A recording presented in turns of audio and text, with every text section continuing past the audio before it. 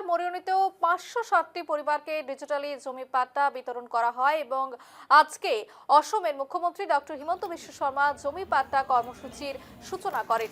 আজকে মরিয়নির নব বিকাশ সংঘে আয়োজিত অনুষ্ঠানে মরিয়নির বিধায়ক রূপজ্যোতি কুর্মী জমি পাট্টার কাগজ তুলে দেন এবং মরিয়নিতে মিশন বসুন্ধরা প্রকল্পের অনুষ্ঠান।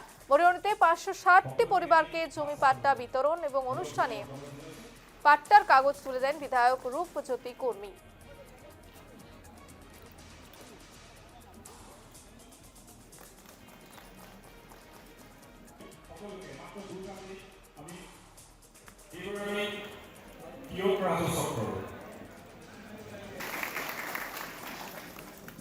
সকলকে এই ভাষা বলে উল্লেখজনক কংগ্রেচুলেশন।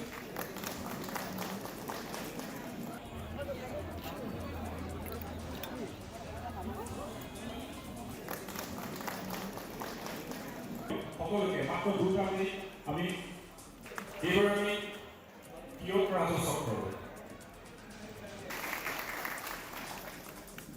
সকলকে এই ভাষা বলে উল্লেখজনক কংগ্রেচুলেশন।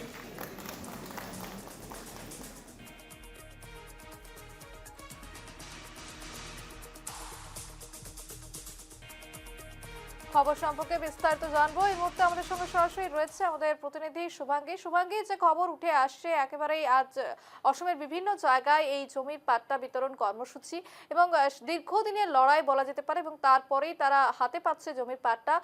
কতটা খুশি সাধারণ মানুষ?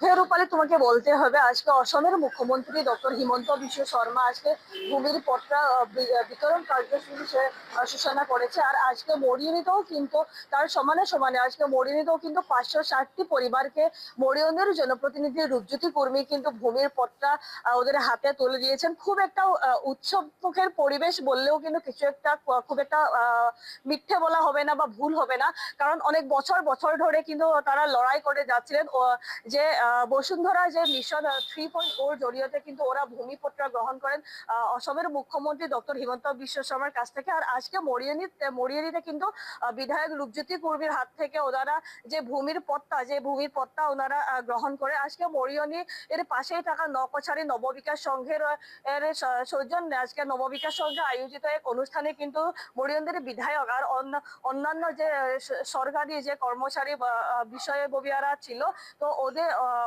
ওরা আর যে বিধায়ক ছিল মরিয়নির বিধায়ক রূপজ্যোতি কুর্মীর হাত থেকে কিন্তু মরিয়নির বিধায়ক রূপজ্যোতি কুর্মীর উপস্থিতিতে কিন্তু তারা এই যে মিশন বসুন্ধরা 3.0 জড়িয়তে যে ডিজিটাল ভাবে যে ওরা পট্টা যে আবেদন করেছিল সেই পট্টা কিন্তু তারা গ্রহণ করেন। আর আজকে তারা খুব সুখী বলতে পারো, কারণ এতদিনে যে ওরা ভূমিহীন ছিল, যে খিলঞ্জিয়া পরিবার ছিল, অসমের যে খিলঞ্জিয়া পরিবার ছিল, অসমের মরিয়নিতে 560টি খিলঞ্জিয়া পরিবার আজকে যে ভূমির পট্টা ওদের যে স্থায়িত্ব যে ঠিকানা যে বসবাসের যে স্থায়িত্ব ঠিকানা কিন্তু আজকে যে ওনারা পেয়েছেন, তারা কিন্তু খুব ভাগ্যবান বলে মনে করেন নিজেকে।